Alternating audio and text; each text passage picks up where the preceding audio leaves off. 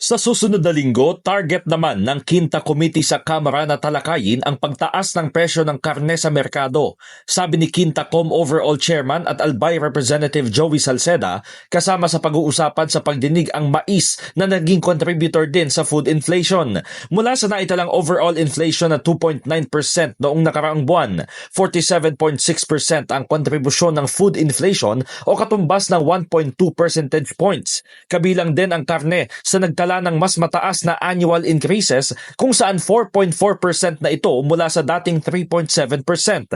Sa kabila nito, kumbinsido si Salceda na bumubuti na ang sitwasyon ng bigas sa bansa na unang tinutukan ng Murang Pagkain Super Committee.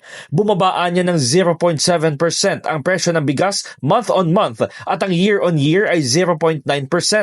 Nangangahulugan umano ito na hindi naramdam ang staple food sa consumer prices.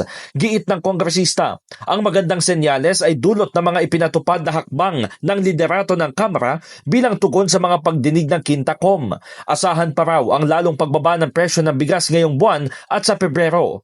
Nito lamang Disyembre, inatasan ni Speaker Martin Romualdez ang major rice industry players sa Central Luzon na ibaba ang presyo ng bigas.